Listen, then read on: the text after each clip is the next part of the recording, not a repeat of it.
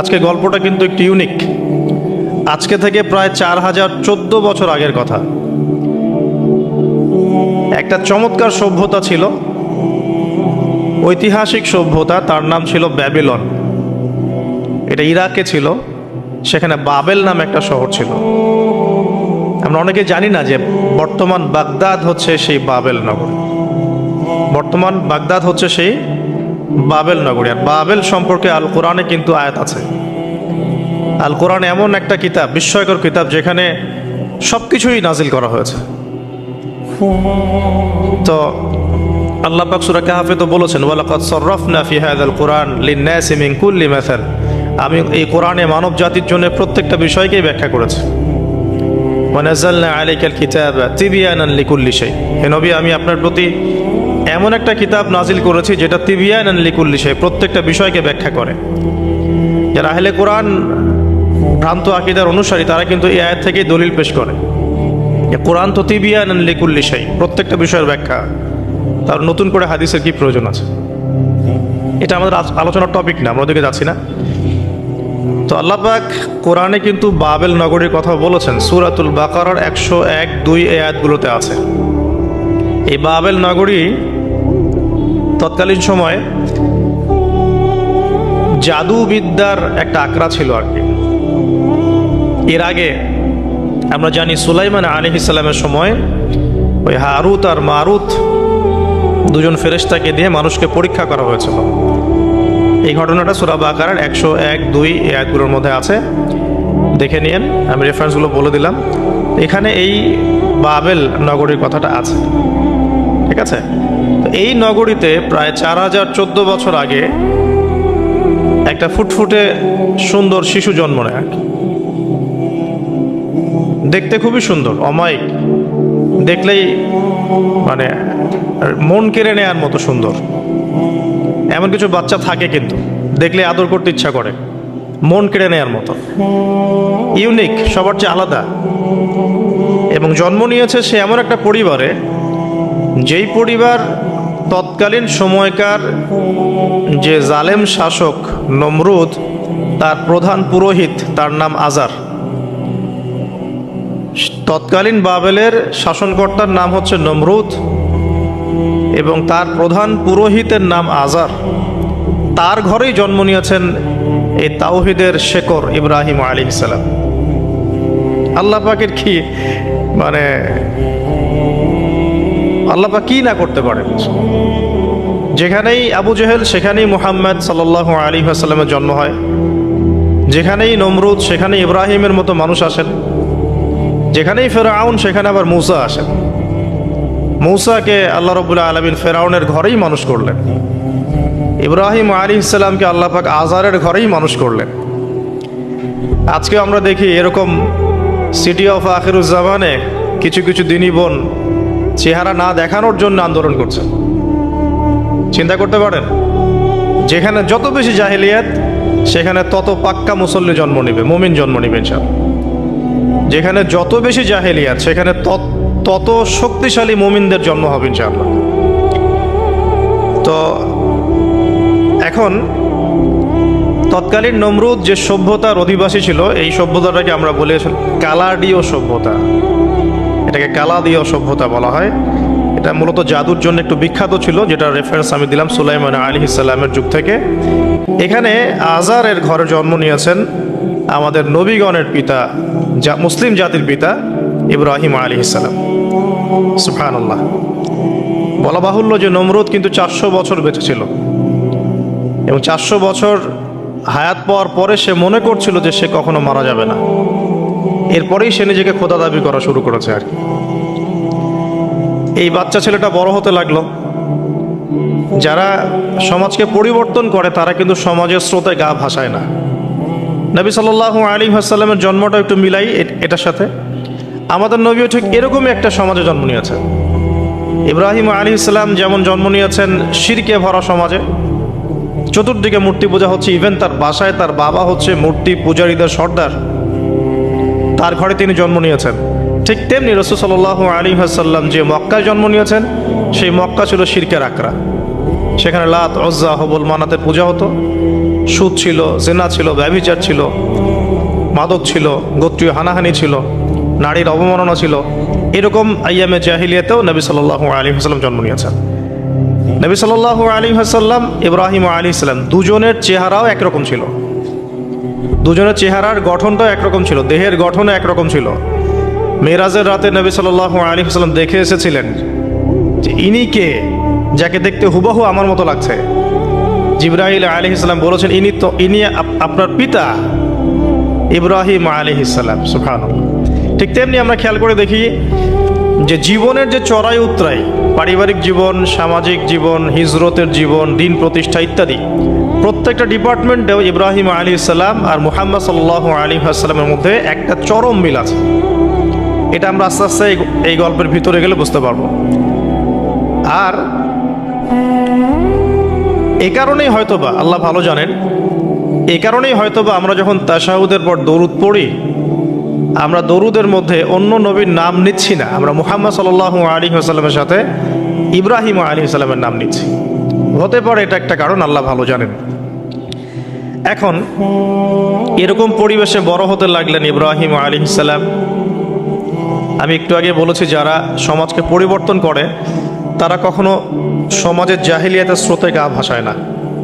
মুহাম্মদ সাল্লাল্লাহু আলাইহি ওয়াসাল্লাম সমাজ পরিবর্তন করেছেন আইয়ামে জাহিলিয়াতকে মাত্র 23 বছরের ব্যবধানে, কিন্তু তিনি কিন্তু জাহিলিয়াতের সাথে গা ভাসান নাই।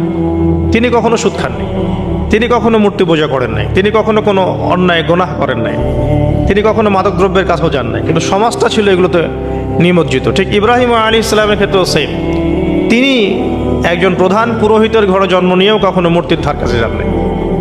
বরং একটু যখন বড় হচ্ছেন, একটু বড় বলতে ম্যাচিউরড, আমাদের টিকটক প্রজন্মের মতো না, এরা 20-30 বছর হয়ে গেল ম্যাচিউরড হয় না, বুদ্ধি প্রতিবন্ধী, বিকলাঙ্গ। ইভেন ইদানিং আমাদের মেয়েরা ছেলে হচ্ছে আর কি। আমাদের নারীরা এখন পুরুষত্ব দেখাচ্ছে, আর আমরা পুরুষেরা ফেসবুকে একটা স্ট্যাটাস দিয়ে ক্ষান্ত হয়ে থাকি। এটুকু আমাদের দায়িত্ব উম্মার প্রতি। আর এখানে আমরা দক্ষতা অর্জন করেছি অনেক। আমরা মনে করি আমরা সবাই কিবোর্ড মুজাহিদ, আমরা এটা মনে করি। এটাই যুদ্ধ, এটাই জিহাদ। আর নারীরা মাঠে যুদ্ধ করছে এখন, সম্ভ্রমের জন্য, অধিকারের জন্য ইত্যাদি। ফ্যামিলিস্ট রেভলিউশনের দিকে তাকালেও তাই দেখা যায়। ছেলেরা এখন বেকার হয়ে যাচ্ছে, কিন্তু মেয়েরা স্বাবলম্বী হচ্ছে। তারা দিনদার নয়, এই মেয়েগুলো দিনদার নয়, কিন্তু জীবনে প্রতিষ্ঠিত হওয়ার জন্য লড়ছে, চ্যালেঞ্জ গ্রহণ করেছে। এটা ছেলেদের উচিত ছিল। আজারের ঘরে জন্ম নেওয়া সেই ইব্রাহিম কিন্তু চ্যালেঞ্জ গ্রহণকারী একটা ছেলে। সে এখন তার পিতাকে বলছেন, কি বলছেন আমরা একটু কোরআনের ভাষা শুনি। আল্লাহ রাব্বুল আলামিন বলছেন, সূরা মারিয়ামের মধ্যে এসেছে ঘটনাটা 41 থেকে 45 নম্বর আয়াতের মধ্যে। আল্লাহ পাক বলছেন, ওয়াজকুর ফিল কিতাবি ইব্রাহিম বা'দা আউযু বিল্লাহি মিনাশ শাইতানির রাজীম। হে নবী মুহাম্মদ সাল্লাল্লাহু আলাইহি ওয়াসাল্লাম, আপনি এই কিতাবে ইব্রাহিমের ঘটনা বর্ণনা করুন। ইয ক্বালা লিআবিহি, যখন ইব্রাহিম তার বাবাকে বললেন, তার বাবা মানে আজারকে বললেন, ইয়া আবাতি, হে আমার বাবা, লিমা তা'বুদু, তুমি কেন ইবাদত করো এমন সত্তার, মা লা ইয়াসমাউ, যে শুনতে পারে না, ওয়ালা ইউবসিরু, দেখতেও পারে না, ওয়ালা ইউগনি আনকা শাইআ, তোমার কোনো উপকার করতে পারে না। একটা ছেলে যার বয়স হবে 15 থেকে 20, হয়তো বা হাইয়েস্ট, তার কাছে কি এমন জ্ঞান আসলো যে সে তার বাবাকে এখন চ্যালেঞ্জ করছে। তার জ্ঞানতাত্ত্বিক যুদ্ধ শুরু হলো, আদর্শিক যুদ্ধ শুরু হলো বাবার সাথে। হে আমার বাবা, আপনি কেন এমন সত্তার ইবাদত করছেন যে শুনতেও পারে না? অসারতা দেখিয়ে দেওয়া হচ্ছে চোখে আঙ্গুল দিয়ে, দেখতেও পারে না, আপনার তো কোনো উপকারও করতে পারে না, কোনো ক্ষতিও করতে পারে না। ওয়ালাম ইউগনি আনকা শাইআ, ইয়া আবাতি, হে আমার বাবা, ইয়া আবাতি ইন্নী আখাফু আন ইয়ামাসসাকা আযাবু মিনার রাহমানি ফাতাকুনা লিশ-শাইতানি ওয়ালিয়্যা, হে আমার বাবা, আমি ভয় পাচ্ছি যে আপনার উপরে না আবার আল্লাহ পাকের গজব নেমে আসে এবং আপনি শয়তানের ওলি না হয়ে যান। ওলি মানে কি? বন্ধু, বন্ধু, শয়তানের বন্ধু না হয়ে যান। ইয়া আবাতি ইন্নী ক্বাদ জাআনি মিনাল ইলম মা লাম ইয়াতিকা ফাত্তাবি'নি আহদিকা সিরাতান সাওয়্যা। কি চমৎকার কথা! ছোট্ট ছেলেটা বলছে, হে আমার বাবা, আমার কাছে একটা জ্ঞান আসছে, জ্ঞান, আমার কাছে একটা জ্ঞান এসেছে যেটা তোমার কাছে আসে নাই। ফাত্তাবি'নি, তুমি আমার অনুসরণ করো। আহদিকা, আমি তোমাকে পথ দেখাবো। সিরাতান সাওয়িয়া, সহজ সরল পথ দেখাবো তোমাকে। সন্তান বাবাকে নসিহত করছে, দেখুন সন্তান বলছে আমার কাছে এমন জ্ঞান এসেছে বাবা যেটা তোমার কাছে আসে নাই, তুমি আমাকে ফলো করো, আমার অনুসরণ করো, আমি তোমাকে পথ দেখাবো। Ego problem, ego. আজকেও যখন কম বয়সী কোনো মানুষ বেশি বয়সের কাউকে দাওয়াত দিতে যাবে, এরকম প্রবলেম ফেস করতে হবে। তার বাবা কি বললো, কেন ফেস করতে হবে আল্লাহ পাক সেটা বলেছেন সূরা বাকারা, এটা এই সূরাটা সূরা বাকারায় বলেছেন। ওয়া ইযা কিলা লাহু ইত্তাকিল্লাহ, কিছু মানুষ আছে যাদেরকে যদি বলা হয় আল্লাহকে ভয় করুন, আখাযাতহুল ইজ্জাতু বিল ইসম, তাদের প্রেস্টিজে লাগে। এক কথায় কি, প্রেস্টিজে লাগে, প্রেস্টিজ নষ্ট হয়। আখাযাতহুল ইজ্জাতু বিল ইসম ফাহাসবুহু জাহান্নাম, আল্লাহ বলেন ওর জন্য জাহান্নামই যথেষ্ট। তো এখনকার সমাজে প্রবলেমটা আপনারা ফেস করবেন। যদি আপনার বয়স কম হয়, আপনার কাছে অনেক জ্ঞান থাকলেও মানুষ সমাজের নিতে যাবে না। আপনি ক্রিপ্টোকারেন্সি নিয়ে কথা বলছেন, এক শ্রেণীর ধর্মনেতাই আপনার পিছনে লেগে যাবে। আপনি ইসলামিক রেভলিউশন নিয়ে কথা বলবেন, ইসলাম এস্টাবলিশমেন্ট নিয়ে কথা বলবেন, ইউনিটি নিয়ে কথা বলবেন, উম্মার করণীয় নিয়ে কথা বলবেন। আপনি এই বয়সে, এত ছোট বয়সে আপনি উম্মার প্রবলেমসগুলো ফাইন্ড আউট করে সেগুলো সলিউশন নিয়ে কথা বলবেন, এত বড় সাহস আপনার? এটাই প্রবলেম। অথচ চমৎকার একটা বিষয়, আমাদের সমাজে এগুলো দেখা যায়, অন্য কোথাও দেখা যায় না। কোনো ড্রাইভারকে জিজ্ঞাসা করবেন, কোনো ড্রাইভারকে জিজ্ঞাসা করবেন, তার স্কিল সম্পর্কে জিজ্ঞাসা করবেন যে আপনার স্কিল কেমন। একটা অ্যান্সার দিবে সে, আমি 10 বছর থেকে চালাই, বা 15 বছর থেকে চালাই, আমি 27 বছর থেকে গাড়ি চালাই। মানে তার এই বয়সটাই হচ্ছে স্কিলের মানে দলিল, সার্টিফিকেট। এখন এরকম চলছে দিনী অঙ্গনেও। আমি 20 বছর থেকে ফতোয়া দিই, আমি 32 বছর থেকে ওয়াজ করি, আমি এই করি, আমি সেই করি। এই যে জাহির করা, আল্লামা তাকি উসমানী দামাত বরাকাতু এবং তার যারা ছাত্ররা আছেন সারা উপমহাদেশে, স্পেশালি বাংলাদেশে, তাদের অনেকের সাথে আমি দেখা করেছি। তারা একটা নসিহত সবাই কমনভাবে করেন, দেখি নসিহতটা করেন যে কখনো নিজেকে জাহির করবা না, কখনো নিজেকে জাহির করবা না, তাহলে আল্লাহ তোমার এলেম কেড়ে নিবে। আর আমরা এখন দিনী অঙ্গনে জাহির করার জন্য ব্যস্ত। আমি এত বছর থেকে এটা করি, আমি অত বছর থেকে করি, অথচ এটা কোনো দলিল নয়, এটা কোনো সার্টিফিকেট নয়। এত বছর থেকে বলার পরেও ভুল হতে পারে, যেটা ভুল হবে সেটা শুধরে নিতে হবে। আর নবী সাল্লাল্লাহু আলাইহি ওয়াসাল্লাম যায়েদ বিন হারেসা রাদিয়াল্লাহু আনহুকে একটা কাফেলার সেনাপতির দায়িত্ব দিয়েছিলেন যখন তার বয়স মাত্র 17 বছর। কত বছর? 17 বছর বয়সী একজন তরুণ সাহাবী যায়েদ ইবনে হারেসা রাদিয়াল্লাহু আনহু, তিনি নেতৃত্ব দিচ্ছেন এমন সাহাবীদের যে সাহাবীরা তার চেয়ে বয়সে অনেক বড়। এমনকি এই অভিযান শেষ হওয়ার আগেই নবী সাল্লাল্লাহু আলাইহি ওয়াসাল্লাম ইন্তেকাল হয়। তার পরবর্তীতে আবু বকর সিদ্দিক রাদিয়াল্লাহু আনহু সেই অভিযান আবার চালানোর চেষ্টা করেন, আবার চালানোর জন্য মনস্থ করেন। তিনি আবার যায়েদ বিন হারেসা রাদিয়াল্লাহু আনহুকেই নেতৃত্ব দেন। এটা নিয়ে ওমর রাদিয়াল্লাহু আনহু তাকে কিছু কথা বলেন যে আপনি যায়েদ বিন হারেসাকে নেতৃত্ব দিচ্ছেন, বয়সে ছোট সাহাবী, তার পিছনে অনেক বড় বড় সাহাবী থাকবে, তারা তো তাকে নাও মানতে পারে, এটা কেমন হয়? বারবার তাকে ভেটো দিচ্ছেন। শেষমেশ আবু বকর সিদ্দিক রাদিয়াল্লাহু আনহু একটু রেগেই বললেন যে ইস্তা'মালাহু রাসূলুল্লাহ ওয়া আনতা তা'মুরুনি আন আনজি'হু, তাকে স্থলাভিষিক্ত করেছে স্বয়ং আল্লাহর রাসূল, আর তুমি এসে আমাকে বলছো আমি তাকে অপসারণ করব। সুবহানাল্লাহ। নবী সাল্লাল্লাহু আলাইহি ওয়াসাল্লাম যোগ্যতা দেখতেন মানুষের, কার যোগ্যতা কতটুকু আছে। তো ওইদিকে আমি ভিতরে ঢুকছি না। আমরা এখন সোশ্যাল অ্যাফেয়ার্সে যা দেখি যে আমরা যোগ্যতার চাইতে অন্যান্য বিষয়গুলোকে বেশি মূল্যায়ন করা শুরু করি আর কি। এতে করে তরুণরা উঠে আসতে পারে না, তরুণদের জার্নি অনেক টাফ হয়। এবং যারা স্পেশালি জেনারেল ব্যাকগ্রাউন্ড থেকে দিনের দিকে আসার চেষ্টা করেন, তারা পদে পদে হতাশ হয়। তাদেরকে বুকে নেওয়ার মানুষ খুব কম থাকে। কেন জানি তাকে মানুষ কাউন্টার মনে করে, এনিমি মনে করে, অন্তর্দাহ সৃষ্টি হয়, জ্বালান হয়। হঠাৎ করে উড়ে এসে জুড়ে বসলো, উম্মার দায়িত্ব নিয়ে নিচ্ছে, কোত্থেকে আসলো এটা? এরকম একটা দৃষ্টিভঙ্গি আমরা দেখতে পারি আর কি। এটা কাম্য ছিল না এটা। বরং তরবারি যত আপনি শান দিবেন তত ধারালো হবে। তো শান দিবে কারা? যারা তরোয়াল চালাতে পারে তারাই। যারা চালাতে পারে তারা যদি তরোয়ালকে ভোতা করে দেয় তাহলে তো এটা দিয়ে আপনি জালেমের গর্দান কাটতে পারবেন না। তো যাই হোক, আমরা বেশি হাইথটের কথায় না যাই। আজার এখানে ছিলাম, দেখেন বাবাকে সন্তান উপদেশ দিচ্ছে। এবার বাবার উত্তরটা শোনেন। বাবা কেন গ্রহণ করলো না? বললাম প্রেস্টিজ ইস্যু। তুমি ছোট মানুষ হয়ে আমাকে এত বড় কথা বলো? হ্যাঁ, তখন বাবা বলছেন, আনতা আরাগিবুন আনতা আন আলিহাতিনা ইয়া ইব্রাহিম। হে ইব্রাহিম, তুমি কি আমাদের ইলাহগুলো, উপাস্যগুলো থেকে মুখ ফিরাচ্ছ? তুমি কি আমাদের উপাস্যগুলো থেকে মুখ ফিরিয়ে নিচ্ছ? আনতা আরাগিবুন আনতা আন আলিহাতিনা ইয়া ইব্রাহিম লাইন লাম তানতাহি।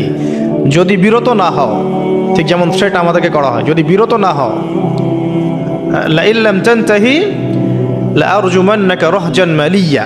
তিনি বলছেন যদি বিরত না হও তাহলে তোমার মাথাটা পাথর দিয়ে মেরে ফাটিয়ে ফেলব। আরজুমান্নাকা মানে রজম করব। রজম মানে কি? কোমর পর্যন্ত গেথে পাথর মারা।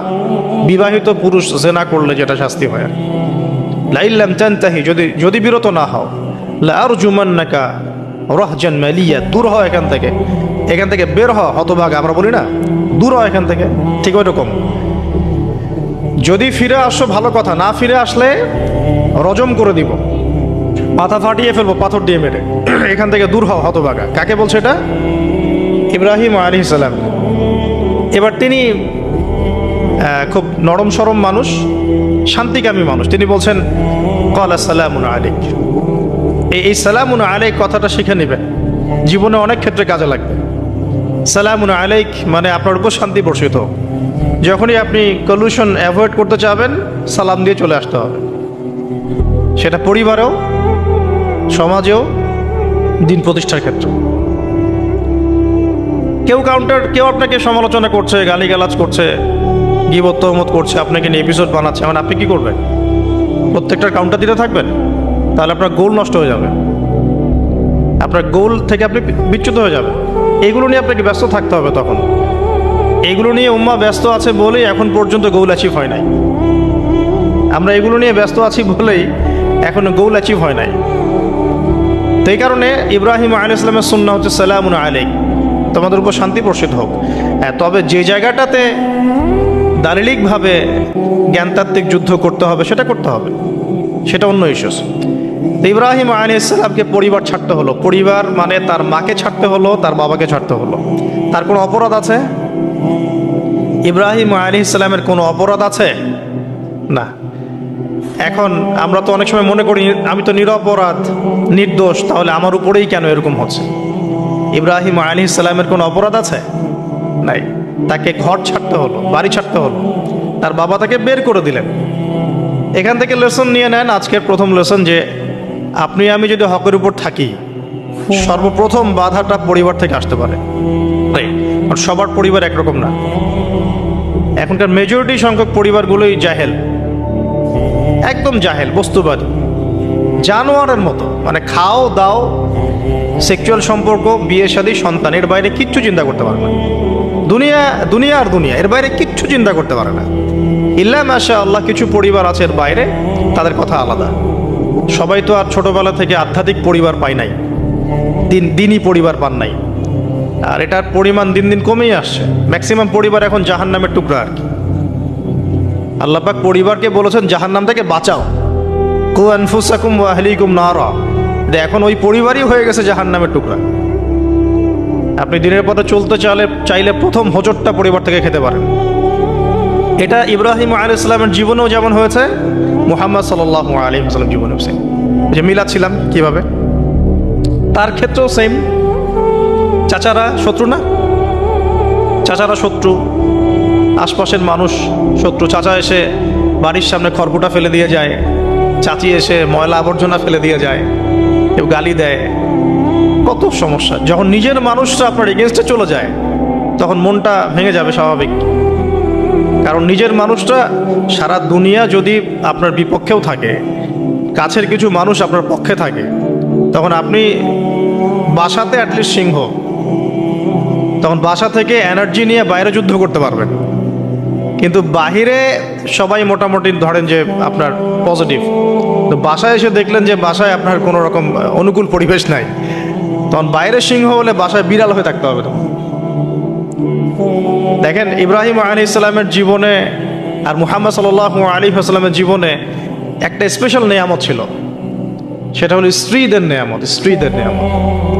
বাহিরের মানুষ অনেক কিছু বলছে, গালিগালাজ করছে, মারছে, কাটছে, থুতু দিচ্ছে, সমালোচনা করছে, কিন্তু বাসায় ইব্রাহিম আলাইহিস সালামের আছেন সারা, হাজেরা, আর মুহাম্মদ সাল্লাল্লাহু আলাইহি ওয়াসাল্লামের আছেন খাদিজা রাদিয়াল্লাহু আনহা। অ্যাটলিস্ট বাসায় আপনি একটা কি বলবো যে বড় একটা প্রশান্তির জায়গা আপনার বাসায় আছে। তো এটা একটা বড় নিয়ামত যেটা ইব্রাহিম আলাইহিস সালাম এখন হারালেন। হারালেন কিভাবে? বাবা বাসা থেকে বের করে দিল। এখান থেকে বুঝতে হবে যে দিনের পথে চলতে গেলে প্রথম বাধা পরিবার থেকে আসতে পারে, তাই বলে তাদের সাথে কোনো রকমের দ্বন্দ্ব সংঘাতে যাওয়া যাবে না। সালামুন আলাইক, সালামুন আলাইক, তোমাদের উপর শান্তি বর্ষিত হোক। ইব্রাহিম বলছেন সালামুন আলাইক, হে বাবা আপনার উপর শান্তি বর্ষিত হোক। শুধু তাই না, আরো বলছেন আস্তাগফিরু লাকা রব্বি, আমি আপনার জন্য আল্লাহর কাছে ক্ষমা চাইব ইনশাআল্লাহ। ইন্নাহু কানা বি হাফিয়া, তিনি আমার প্রতি খুব মার্সিফুল, আশা করি তিনি আমার দোয়া কবুল করবেন। কিন্তু যখন তিনি জানতে পেরেছিলেন যে তার বাবা শিরকের উপর আছেন, আল্লাহ পাক মাফ করবেন না, সূরা তওবার মধ্যে আছে, তখন থেকে তিনি আর ক্ষমা চান নাই, বাবার জন্য ক্ষমা চান নাই। তো এবার ইব্রাহিমের সফর শুরু হলো একাকিত্বের সফর। তার মানে একটা বিষয় এটাও শিখতে হবে, হকপন্থীদের সাথে আল্লাহর দেয়া একটা বিশেষ নিয়ামত হচ্ছে একাকিত্ব। হকপন্থীদের লাইফে আল্লাহ পাকের পক্ষ থেকে একটা বিশেষ অনুগ্রহ হচ্ছে একাকিত্ব। মানে একাকিত্ব কেন নিয়ামত বললাম? কারণ একাকিত্ব মানুষকে আল্লাহ চিনিয়ে দেয়। অনেক আলেম দেখবেন যারা জেল টেল খেটে বের হয়েছেন, তারা সবাই একটা কথা বলবেন, জেলখানায় আমরা আল্লাহকে চিনেছি। সব আলেমরা এই কথা বলে যারা ওখান থেকে বের হয়ে আসে। কারণ একাকিত্ব মানুষকে গভীরভাবে ভাবায়, আল্লাহকে পাওয়ায়, আল্লাহর কাছে দোয়া করতে শেখায়, মানুষকে বোঝায় যে আল্লাহ ছাড়া কেউ নাই সাহায্য করার। তো যারা হকপন্থী হয় একাকিত্ব তাদের বরণ করতেই হয়, এটা মাথায় রেখে পথ চলতে হবে। ইব্রাহিম আলাইহিস সালাম পথ চলা শুরু করলেন। এবার কি হলো? তিনি কি বাসা থেকে বের হয়ে সেই এলাকা, ওই নমরুদের দেশ ছেড়ে চলে গিয়েছিলেন? উত্তর না। প্রথমে তিনি চলে যান নাই, প্রথমে তিনি ওই সমাজেই থেকেছেন, থেকে দাওয়াত দেওয়ার চেষ্টা করেছেন। তিনি ওই সমাজেই থেকেছেন, থেকে দাওয়াত দেওয়ার চেষ্টা করেন, ঠিক মুহাম্মদ সাল্লাল্লাহু আলাইহি ওয়াসাল্লামের মতোই। সমাজের মানুষ যখন নির্যাতন নিপীড়ন করছেন, তিনি কি শুরুতেই সমাজ ছেড়ে বের হয়ে চলে গেছেন? না, 13 বছর দাওয়াত দিয়েছেন। কত বছর? 13 বছর। তো ইব্রাহিম আলাইহিস সালাম সমাজের মানুষকে দাওয়াত দেন। কিভাবে দেন? কোরআনে এভাবে ভাষা আসছে। আমি সূরাগুলোর নাম বলে দিই, আপনারা একটু চেক করে নিয়েন। সূরা আম্বিয়ার মধ্যে আসছে, সূরা সফফাতের মধ্যে আসছে, সূরা আনআমের মধ্যে আসছে। তো তিনি দাওয়াত দেন এভাবে যে ওয়াইদ ক্বালা ইব্রাহিম, যখন ইব্রাহিম বললেন লিআবিহি ওয়া কওমিহি, তার বাবাকে এবং তার কওমকে বললেন, মা হাযিহি তামাসিলুল্লাতী আনতুম লাহা আকিফুন, তোমরা এইসব কি মূর্তির উপাসনা করো, এদের চারপাশে ঘুরতে থাকো, কি সব করো? তো তারা বলে যে নাহনু বাল ওয়াজাদনা আবাআনা কাযালিকা ইয়াফআলুন, আমরা আমাদের বাপ দাদাদেরকে দেখেছি এইভাবেই করতে। তাদের রেফারেন্স কিন্তু এটাই ছিল, কোনো দালিলিক জ্ঞানতাত্ত্বিক যুক্তি বিজ্ঞান দর্শন এখানে নাই। দর্শন এখানে কি, ফিলোসফিটা কি? বাপ দাদাদেরকে দেখেছি করছে। তো এটা দিয়ে আবার অনেক সময় বাংলাদেশে আবার একটা ট্রেন্ড চালু করা হয়েছে যে তোমরা দীর্ঘদিন 1200 বছর থেকে যে ইসলামটা ফলো করে আসছো ওটা ভুয়া, আমরা যেটা নতুন মডারেশন দিচ্ছি এটাই সঠিক। এই দলিল সেম না। এখানে অমুসলিমদেরকে দাওয়াত দেওয়া হচ্ছে। অমুসলিমরা বলছে যে আমরা বাপদাদাদেরকে দেখেছি যে তারা এভাবেই মূর্তি পূজা করতো, আমরা তাই করি। এটার সাথে কি হানাফি মাযহাবকে মিলাবেন আপনি? হ্যাঁ, হানাফি মাযহাব বাপদাদা থেকে চলে আসে, ভুয়া, নতুন যেটা দিচ্ছি এটাই সঠিক। আস্তাগফিরুল্লাহ। তো আমরা হাত চেঞ্জ করাটাকে এখন মনে করি হিন্দু থেকে মুসলমান হইলাম মনে হয়। হাত বদল করাটাকে মনে হয় যে হিন্দু থেকে মুসলমান হয়েছি মনে হয়। গভীরে ঢোকেন, ওলামায়ে কেরামদের মানে দার্সে গিয়ে বসে গভীরে ঢুকলে বুঝতে পারবেন যে ইসলামিক স্কুল অফ থটগুলা প্রত্যেকটারই ভিত্তি আছে, এগুলোর গভীর শেকড় আছে, ভিত্তি আছে। আল্লাহ, রাসূল এবং রাসূলের সাহাবীগণ, এই তিনটাকেই মানতে হবে। আপনি যদি বলেন যে আমি সাহাবীদেরকে মানি না, খালি আল্লাহ এবং রসুলকে মানি, তাহলে আল্লাহকে রসুলকে মানতে পারবেন না। সাহাবীদের অনুসরণ না করলে রসুলকে ফলো করতে পারবেন না। তো ওইটা আজকের ইস্যু না, এটা ফিকহি অনেক ব্যাপার, গভীর ব্যাপার, এটা অন্যদিন কথা হবে। এই দলিল কিন্তু সেম করা যাবে না। আবার যে আমরা বাপ দাদা থেকে দেখে আসছি, তোমরা নামাজ এইভাবে পড়ো, এই নামাজ ওই দলিল চলবে না, আমারটা ঠিক, এটা ঠিক না। নামাজ যেটা পড়ে আসে তারা এটা ঠিক আছে, এর প্রত্যেকটা দলিলের মধ্যে অথেন্টিসিটি আছে। এরকম করে সমাজে ফিতনা ছড়ানো ঠিক হবে না, বিভ্রান্তি ছড়ানো ঠিক হবে না। এখন আসুন ইব্রাহিম আলাইহিস সালামকে কি আনসার দিচ্ছেন? আমরা আমাদের পিতা মাতাদেরকে দেখেছি, বাপ দাদাকে দেখেছি এরকম তাওয়াফ করতে, মূর্তির চারপাশে পূজা করতে, নজর দিতে। তো ইব্রাহিম আলাইহিস সালাম বলছেন যে হাল ইয়াসমাউনাকুম, এই মূর্তিগুলো কি তোমাদেরকে শুনতে পারে? ইস্তাদউন, যখন তোমরা একে ডাকো। হাল ইয়ানফাউনাকুম, তোমাদের কোনো উপকার আসতে পারে? আও ইয়াদুররুকুম, তোমাদের কোনো ক্ষতি করতে পারে? তার দলিলগুলো কিন্তু অকাট্য। ইব্রাহিম আলাইহিস সালামের দলিলগুলো কিন্তু এখানে, যুক্তিগুলো কিন্তু অকাট্য। আসলে কি সে শুনতে পারে? আসলে কি সে দেখতে পারে? আসলে কি সে তোমার উপকার করতে পারে? তাদের কিন্তু কিছু বলার নাই এখানে। তারা বলছে বাল ওয়াজাদনা আবানা কাযালিকা ইয়াফআলুন, আমাদের পিতা মাতা বাপ দাদাদেরকে দেখেছি এইভাবেই করতে। ইব্রাহিম আলাইহিস সালাম বলছেন যে ইন্নাকুম আনতুম লাফি দালালিম মুবিন, তোমরা তো সুস্পষ্ট বিভ্রান্তির মধ্যে আছো তাহলে। তো এরকম আরো অনেক আয়াত আছে সূরা সাফফাতের মধ্যেও, ওয়া ইন্না মিন শিআতিহি লা ইব্রাহিম ইয জাআ রাব্বাহু বিকলবিন সালিম ইয ক্বালা লিআবিহি ওয়া কওমিহি মাযা তা'বুদুন, তোমরা কিসের ইবাদত করো? আইফকান আলিহাতান দুনাল্লাহি তুরিদুন, তোমরা কি আল্লাহ সম্পর্কে মিথ্যা আরোপ করতে চাচ্ছ? ফামা যন্নুকুম বিরাব্বিল আলামিন, আল্লাহ রাব্বুল আলামিন সম্পর্কে তোমাদের কি ধারণা? এভাবে তিনি তার কওমকে দাওয়াত দিতে লাগলেন। কিন্তু তাদের কওমের দলিল একটাই ছিল, বাপ দাদাদেরকে দেখেছি এভাবে মূর্তি পূজা করতে, তাই করি। সনাতন, এটা ছিল কি সনাতন থটস। অথচ সর্বপ্রথম এটা শুরু হয় কোন নবীর আমল থেকে? নূহ আলাইহিস সালাম। নূহ আলাইহিস সালামের যুগের মানুষ সর্বপ্রথম এই মূর্তি পূজা শিরক করেছে। এর আগে মূর্তি পূজা ওয়ার্ল্ডে ছিল না, নূহ আলাইহিস সালামের যুগ থেকে শুরু হয়েছে। তাহলে এটাকে আমরা সর্বোচ্চ পর্যায়ে সনাতন বলতে পারি না। তারও আগে যে সময় চলে গেছে, ওই সময় মানুষ তাওহীদপন্থী ছিল। আদম আলাইহিস সালামের যুগে তখন মানুষ এই কাজ করতো না। শুরুটা কেমন করে হলো? ভালো উদ্দেশ্যেই শুরু হয়েছিল, ভালো মনে করে। কেমন? যে মানুষ এরকম চিন্তা করে নিয়েছিল যে এই মানুষগুলো লাত, উজ্জা, হুবল, ইয়াগুথ, ইয়াউক, নাসর, ইয়াগুথ, ইয়াউক, নাসর, এই ভালো মানুষগুলো আল্লাহর খুব নেককার বান্দা ছিলেন। তাদের স্ট্যাচু তৈরি করা যায়, তৈরি করলে কি হবে? এগুলোকে দেখলে আমাদের আগ্রহ জন্মাবে ইবাদত করার ব্যাপারে। এটা ছিল ওদের থটস। শয়তান এভাবেই তাদেরকে ইনফ্লুয়েন্স করেছিল আর কি। তারা তাই করলো। এই জেনারেশনটা যখন মারা গেল, পরের জেনারেশন যখন আসলো, তখন শয়তান ওদেরকে বোঝালো, ধরেন 100-200 বছর পরে বোঝালো যে ওরা খুব ভালো মানুষ ছিল, ওদের মূর্তিকে মসজিদের বাইরে না রেখে ভিতরে ঢুকিয়ে ফেলো। তাদেরকে সেজদা করতে হবে না, ভিতরে ঢুকিয়ে ফেলো, ইবাদতে মনোযোগ আসবে। পরের জেনারেশন এই কাজটাই করলো। থার্ড জেনারেশনকে শয়তান বোঝালো যে সরাসরি ওদের কাছে চাইলেই হবে, তারা আল্লাহ পাকের অনেক মানে কি আনুগত্য প্রাপ্ত, নৈকট্য প্রাপ্ত বান্দা, সরাসরি তাদের কাছে চাইলেই হবে। আল্লাহর কাছে চাওয়া, এখানে চাওয়া একই কথা, ওখানে সেজদা করা, এখানে সেজদা করা একই কথা। এখান থেকে শুরু হলো সরাসরি স্ট্যাচু ওয়ার্শিপ। সরাসরি স্ট্যাচু ওয়ার্শিপিং এখান থেকে শুরু হয়েছে। তা আমরা আমাদের হিন্দু ভাই বোন যারা আছেন, আমাদের আশপাশে অমুসলিম ভাই বোন, তাদের প্রতি সম্মান রেখেই এই হিস্ট্রিগুলো পড়তে বলবো আর কি, এবং যুক্তি দর্শনগুলো খুঁজতে বলবো।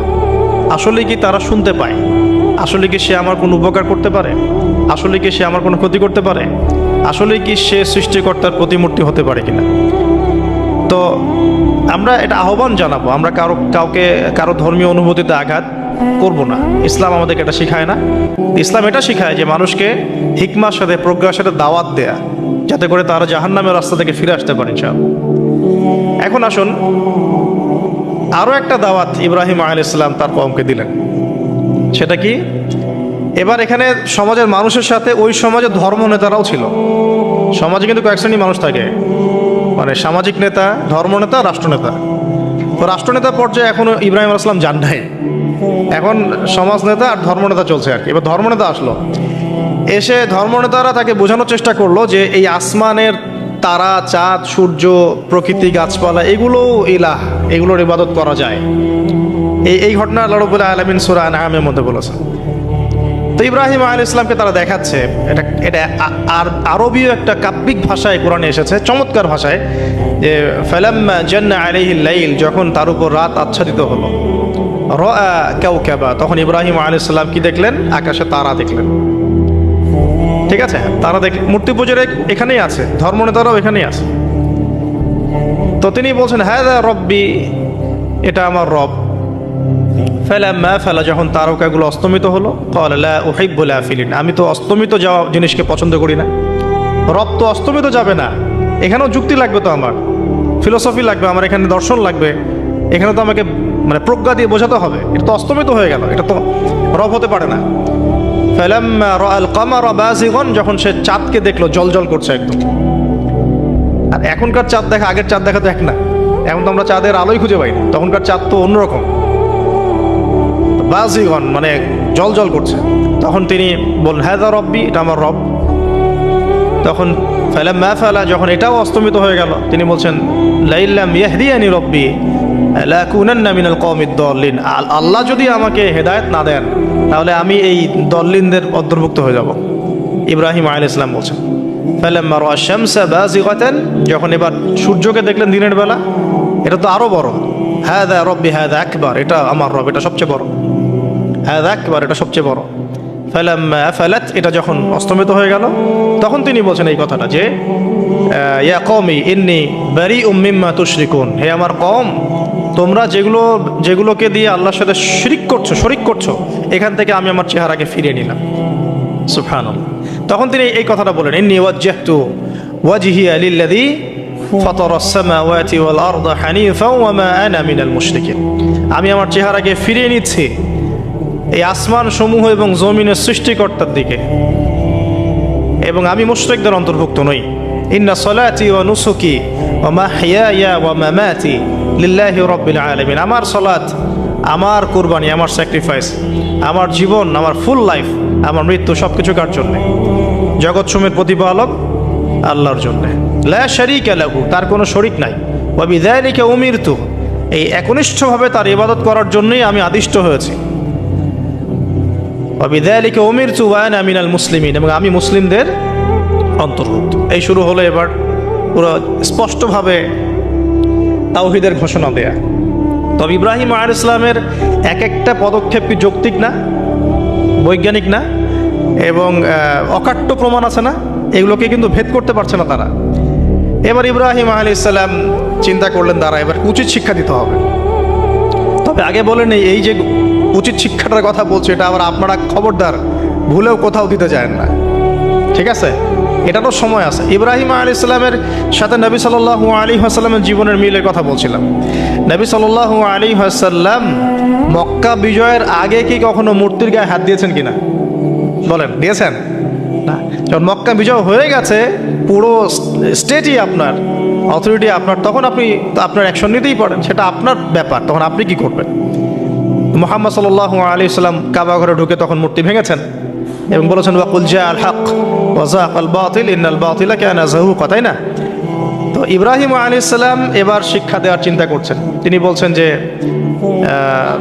যখন এরা মেলাতে যাবে, ওই উৎসবে যাবে, তখন আমি এদেরকে দেখে নিব।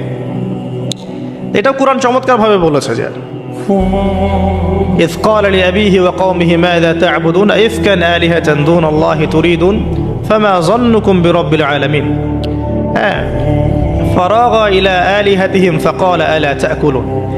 ইব্রাহিম আলাইহিস সালাম এবার যখন ওরা মেলায় চলে গেছে, যাওয়ার আগে আবার ইব্রাহিম আলাইহিস সালাম বলছিলেন যে ইন্নী সাকিম, আমি হচ্ছি অসুস্থ। আমি কি অসুস্থ? নজর নজরতান ফিন নুজুম, ইব্রাহিম আলাইহিস সালাম রাতের বেলা আকাশের দিকে তাকালেন একবার, তাকিয়ে ওদেরকে বললেন যে ইন্নী সাকিম, আমি অসুস্থ। এটা কৌশল, আমি অসুস্থ, এটা কৌশল। তো এই কৌশল আবার সব জায়গায় খাটাতে যায় না আর কি। তো এবার যখন তারা চলে গেল, ফারাগা ইলা আলিহাতিহিম ফাকালা আলা তাকুলুন, এবার তিনি ওই মূর্তিগৃহ যেটা ওদের, ওখানে ঢুকে বলছেন যে আলা তাকুলুন, তোমাদের কি হলো, খাচ্ছ না কেন? কাদেরকে বলছে এই কথা? মূর্তি, খাচ্ছ না কেন? মা লাকুম লা তানতিকুন, কি হলো, কথা বলছো না কেন? এবার ফারাগা আলাইহিম দরবাম বিল ইয়ামিন, এবার ইয়ামিন মানে ডান হাত, ডানাতে যা পেয়েছিলেন আর কি, তা দিয়ে সবগুলোকে ভেঙে চুরমার করে ফেলছে। ব্যাস, এবার ওরা যখন আসলো এসে বলছে যে আনতা ফাআলতা হাযা বিআলিহাতিনা ইয়া ইব্রাহিম, হে ইব্রাহিম তুমি কি আমাদের উপাস্যদের সাথে এই কাজ করেছো? ইব্রাহিম বলছেন লা বাল ফাআলাহু কাবীরুহুম হাযা, বরং এই বড়টা এই কাজ করছে, এর মধ্যে সবচেয়ে বড় যেটা আছে এই ব্যাটার কাজ, আমি করি নাই, আমি তো করি নাই। তখন ওরা তো এটা তো হতভম্ব হয়ে গেল, যে সে বলছে যে তুমি তো জানো, তুমি তো খুব ভালো করেই জানো যে তারা কথা বলতে পারে না, নড়াচড়া করতে পারে না, কিছুই করতে পারে না। তখন তিনি বললেন তাহলে তোমরা কেন এমন ইলাহের উপাসনা করো যে কথাও বলতে পারে না, শুনতেও পারে না, দেখতেও পারে না, তোমার উপকারও করতে পারে না, ক্ষতিও করতে পারে না। কিন্তু এবারও কিন্তু যুক্তি নাই, কোনো তাদের কাছে কোনো দলিল নাই, কোনো প্রমাণ নাই, কোনো যুক্তি দর্শন কিচ্ছু নাই। এবার শুরু হলো জুলুম। জালেমের কাজ কি? যুক্তি, জ্ঞান, দর্শন, বিজ্ঞান এগুলো দিয়ে যখন পরাস্ত, এগুলো দিয়ে পারছি না, এবার পেশি শক্তি। এবার কি? পেশি শক্তি। ব্যাস, এবার পেশি শক্তি। ইব্রাহিম আলাইহিস সালামকে নিয়ে যাওয়া হচ্ছে নমরুদের দরবারে। এবার চলো, এবার তোমার আজকে খবর আছে। এবার পুরো রিমান্ড হবে 7 দিনের। একদিন রিমান্ড হলেই অবস্থা খারাপ হয়ে যাওয়ার কথা। ইব্রাহিম আলাইহিস সালামকে এবার নিয়ে যাচ্ছে ধরেন নমরুদের কাছে। কি যে হবে আল্লাহ ভালো জানে। ইব্রাহিম আলাইহিস সালাম যখন যাচ্ছেন তখন কি তিনি জানতেন যে আল্লাহ পাক তাকে আগুন থেকে বাঁচাবেন? এই ঘটনা যে ঘটবে তিনি কি জানতেন? আচ্ছা, আমরা না হয় জানি যে এমনটা হয়েছিল। ইব্রাহিম আলাইহিস সালাম ওই সময় তো আর জানতেন না যে কি হতে যাচ্ছে।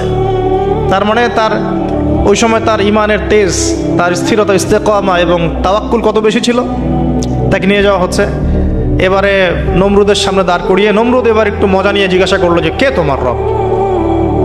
ওই কবরের প্রশ্ন করার মতো, মান রব্বুক, তোমার রব কে? তো ইব্রাহিম আলাইহিস সালাম বলছে রব্বি আল্লাযী ইউহয়ী ওয়া ইউমীত, আমার রব তিনি যিনি জীবন দেন মৃত্যুও দেন। এবার নমরুদ বলছে ক্বালা আনা উহয়ী ওয়া উমীত, আমি তো জীবন দিই আর মৃত্যু দেই। কিভাবে? একজন যাবজ্জীবন প্রাপ্ত আসামিকে ডেকে নিয়ে ছেড়ে দিল, দিয়ে বললো যে জীবন দিলাম। আর একজন আসামিকে ডেকে তৎক্ষণাৎ মৃত্যুদণ্ড দিয়ে মৃত্যু দিলাম। তো ইব্রাহিম দেখলেন আলাইহিস সালাম এ তো মোটা বুদ্ধির মানুষ, কারণ যে যত বড় জালেম হয় তার বুদ্ধি তত মোটা হয়, কিন্তু এটা মাথায় রাখবেন। ফেরাউনের মতো জুলুম মানুষের বুদ্ধি লোপ করে দেয়, আর শিরক মানুষের মধ্যে ভয় সঞ্চার করে। যখন আপনি শিরক করতে থাকবেন মনে খুব ভয় কাজ করবে। এবং মুশরিক বাহিনী কখনো ইসলামের বিজয় লাভ করতে পারে নাই। যে মুসলিম সেনাবাহিনীর মধ্যেও শিরক ছিল না, ওরা যুদ্ধের মাঠে পরাজিত হয়ে গেছে। ইতিহাস ঘাটবেন, মুসলিম যে সেনাবাহিনীর মধ্যে শিরক ছিল ওই সেনাবাহিনী পরাজিত হয়ে গেছে। আবার অল্প গুটি কয়েক সেনাবাহিনী তারা তাওহীদপন্থী ছিল, তারা জয়লাভ করেছে। ইতিহাস ঘেটে দেখবেন। তো জুলুম কি করে? বুদ্ধি লোপ পায়। নমরুদের বুদ্ধি লোপ পেয়ে গেল। তো ইব্রাহিম আলাইহিস সালাম বলছেন রব্বি আল্লাযী ইউহয়ী ওয়া ইউমীত, এ তো এটা বুঝলো না। তাহলে ইব্রাহিম আলাইহিস সালাম বলছেন যে আল্লাহ রাব্বুল আলামিন, আমার আল্লাহ তিনি পূর্ব দিক থেকে সূর্য ওঠান। তো তুমি যদি ইলাহ হয়ে থাকো তাহলে পশ্চিম দিক থেকে উঠাও। এটা আরো বড় অকাট্য দলিল হলো। তার অবস্থাটা আল্লাহ ব্যাখ্যা করছেন এভাবে। আল্লাহ বলছেন ফাবুহিতাল্লাযী কাফার, কাফের একদম হতভম্ব হয়ে গেল। একদম হতভম্ব হয়তো লাভ নাই, পেশি শক্তি আছে আমার। তোমার যুক্তি, বিজ্ঞান, দর্শন, থিওরি তো আমার দরকার নাই। তোমার দিনের জ্ঞানের এলিমেন্ট তোমার দরকার নাই। তোমার ওয়াজ নসিহতের আমার দরকার নাই। আমার কাছে কি আছে?